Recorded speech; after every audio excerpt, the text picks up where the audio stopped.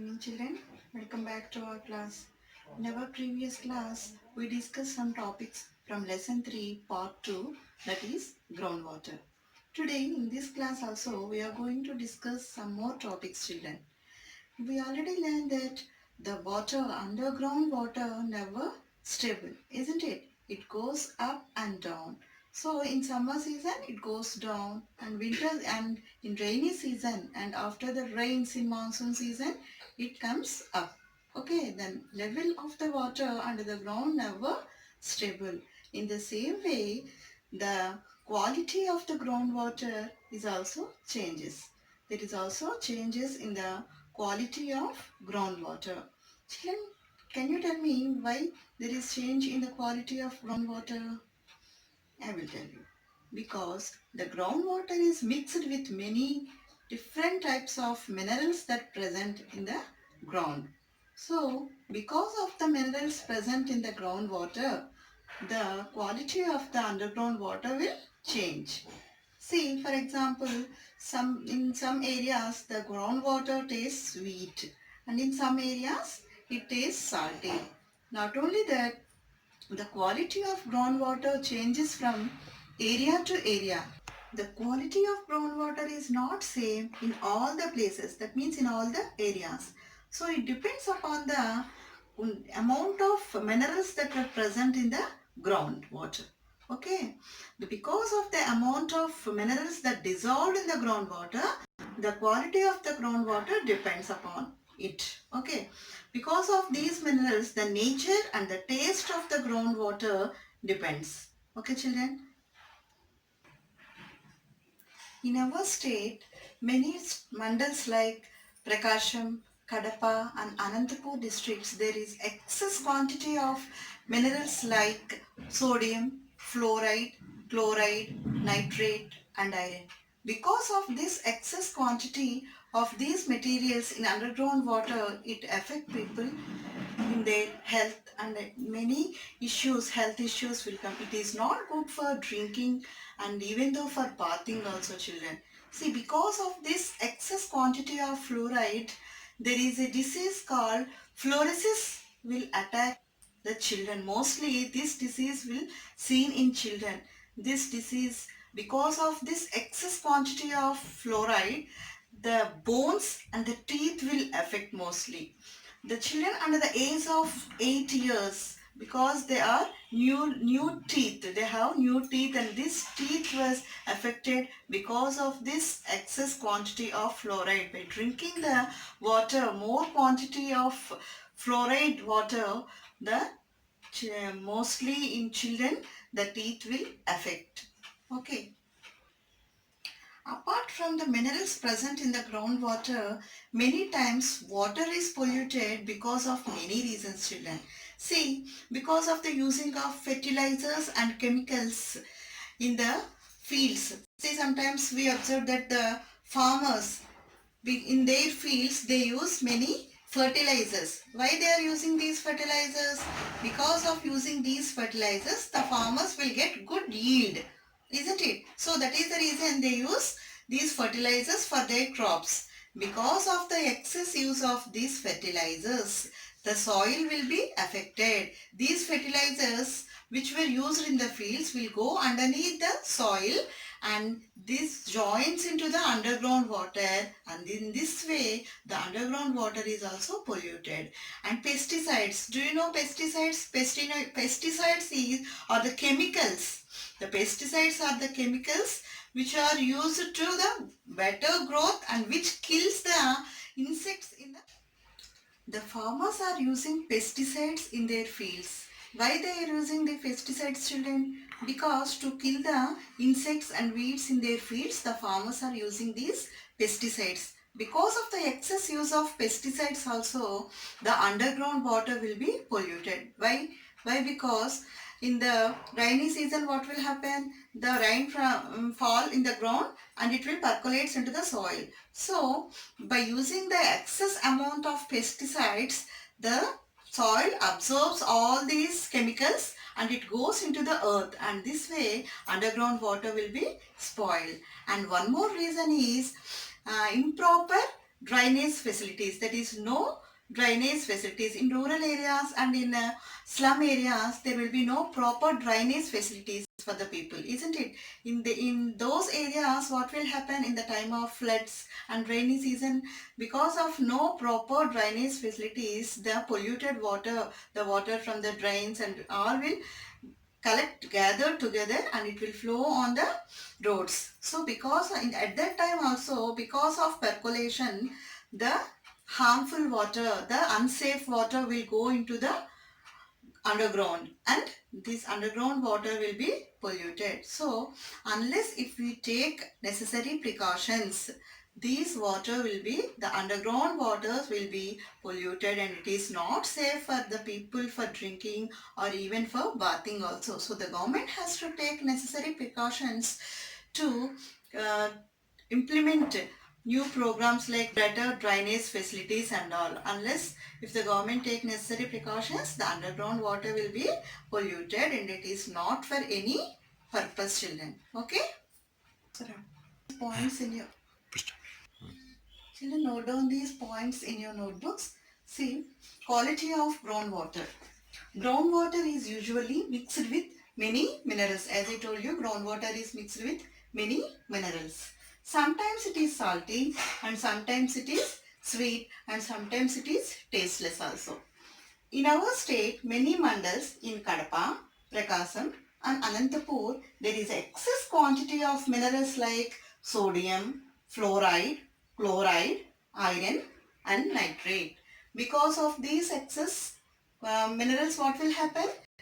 Some diseases will cause. That means they affect the teeth and bone. What is that disease, children? Fluorosis. The disease is fluorosis. Okay, note down in your notebooks, children. The rivers, the resources like rivers are the common resources. That means everyone has the right to utilize the benefits of the rivers. The rivers are not only for a single person, isn't it? So in our city we are having river Godavari. So everyone can get benefit from these rivers. It is not only a single individual's property, isn't it? In the same way, some people who are having the aquifers. Children, do you know? I already told you aquifer is a layer of water. So some people who have land over these aquifers, they are thinking that they are the benefiters and they are overusing all the underground resources. They are overusing the groundwaters, and because of the overusing of these underground water, what will happen in a long term? All the underground water will be exhausted, and the people living near the neighboring houses, they do not get any water. Their bores will get dried up. Why? Because the people who are having these land over the aquifers, they are using more water. They are dragging more and more water from the bore wells, isn't it? So because of this, the wells near the neighborings, the wells near the houses, they are also getting dried up, isn't it? So if it go on happening like that, what will happen? After a few years, there will be no underground water left in the earth. If we use any motors or whatever it may be, if we dug motors or bore wells, we won't get any water from the underground levels. Why? We are overusing nowadays, and after few years we won't get any water. So it is all our responsibility. It is not only single individual's responsibility, children. It is our responsibility. Every person is responsible for it. Okay, so we have to utilize water properly. Not only in houses, tell your neighbors, and in your house also utilize water in a proper way. Unless we use the water in a restrained manner. What is restrained manner means? Controlled way. If we use the groundwater in a controlled way, what will happen? Not only we, our future generations will also benefited. Children, that means our generation are enjoying water, isn't it? That means we have water everywhere. If we switch on the bores, we will have water in our home. In every room we are having the facility of water, isn't it? So that is a gift that was given from our ancestors, isn't it?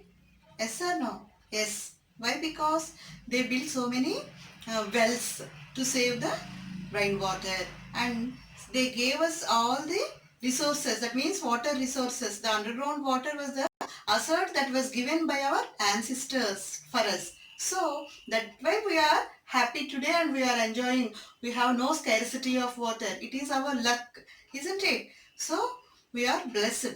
So that is the reason we are having the water for us.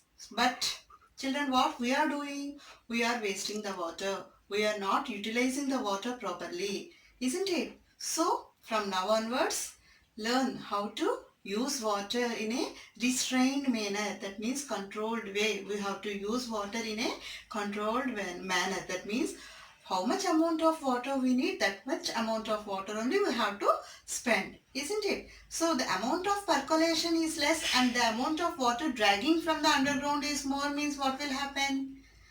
Water scarcity will come in future generations, isn't it? So that is the reason what we have to do is the percolation have to take in a more quantity and we have to drag lesser amount of water from the underground levels. Then only we can save some water for our next generations, isn't it, children? So as our ancestors save water for us, we have to save water. It is our responsibility. We have to give the same asset to our next generation, for our children also, isn't it, children? So you have also understand all these things and you have to behave in a right manner, children. Okay, you are the citizens of our society.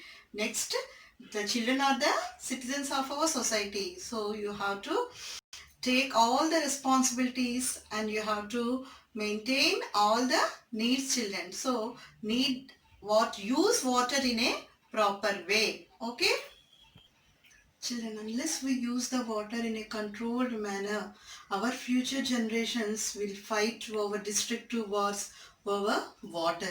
Okay, so we are responsible for those wars, isn't it? So utilize water in a proper way. Children, in this chapter we have learned so many things. Let us recap what we have learned in this chapter today. Okay, see, at the end of this chapter, we learned about tanks and its uses. In previous classes, we learned that tanks, how these tanks were built and who built the tanks. The many kings and the villagers themselves built the tanks in some villages, isn't it? Second, groundwater and water table.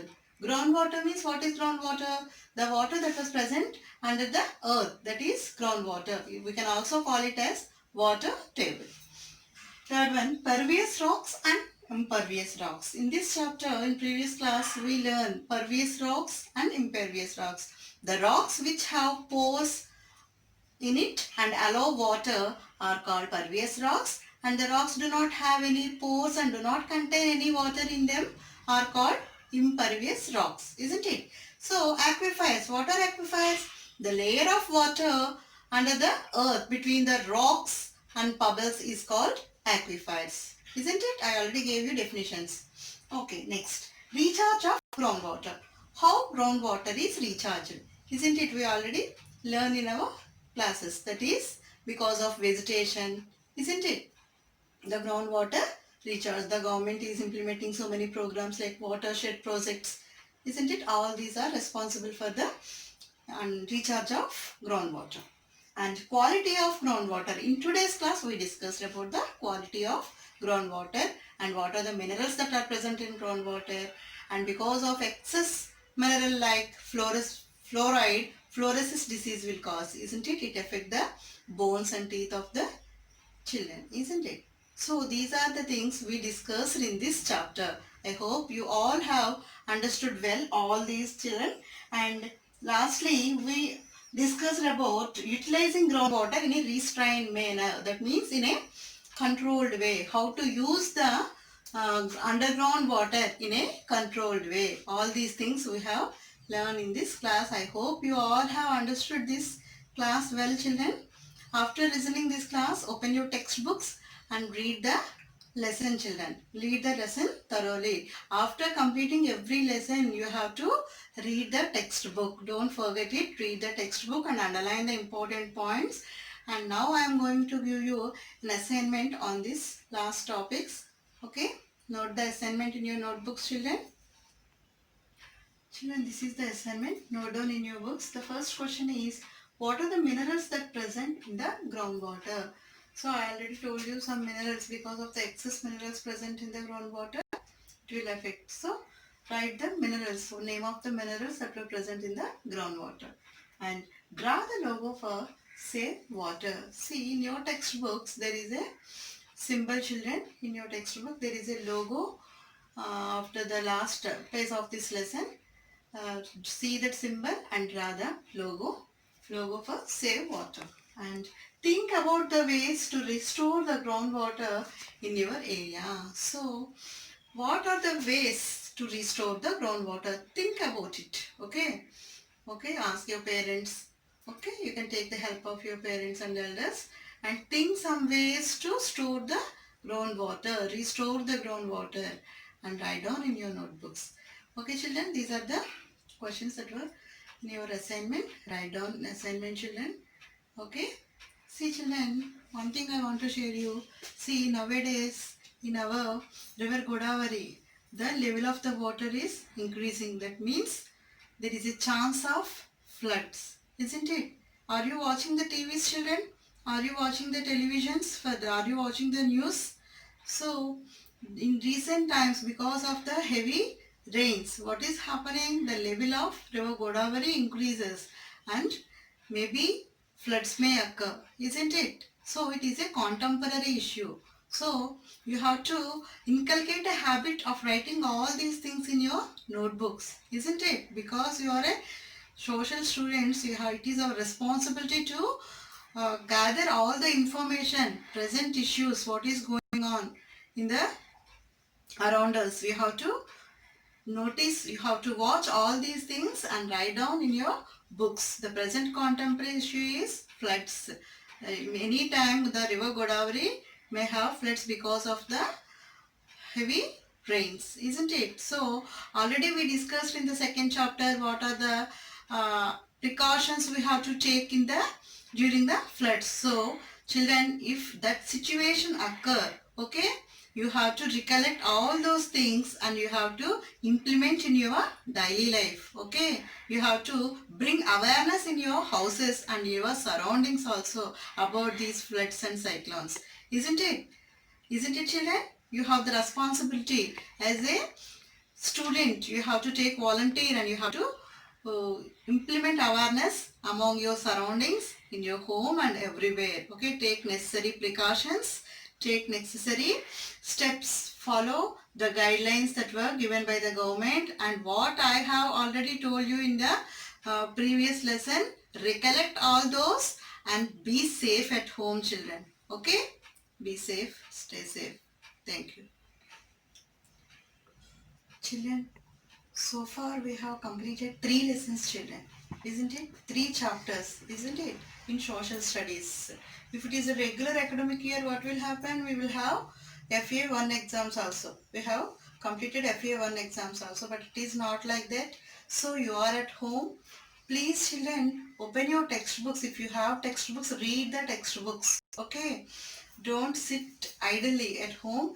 Read the textbooks, underline each and every sentence what you have read. And one more thing, I am giving you notes on the blackboard. Isn't it important points? Always in every lesson I am giving you some points. If you don't have textbooks also, you can read that. What are the notes, whatever you are writing in your notebooks, you have to read it. Okay, if you read only, you can get knowledge. Okay, simply writing and closing the book is not enough. Read the notes what was given by me and read it. Okay, after listening the class, read whatever you are writing. Okay, and one more thing, children, after these 3 chapters, the next one is oceans and fishing, but it is not in our syllabus. It was deleted last year only. And the next upcoming chapter is Europe. Okay, our next chapter is Europe, and before starting that, you have to read all these 3 lessons thoroughly, isn't it? You have to get information. You have to know each and every sentence, meaning of every sentence, every word in these 3 chapters, isn't it? Okay children, read thoroughly. Okay children, prepare for assignment. Thank you.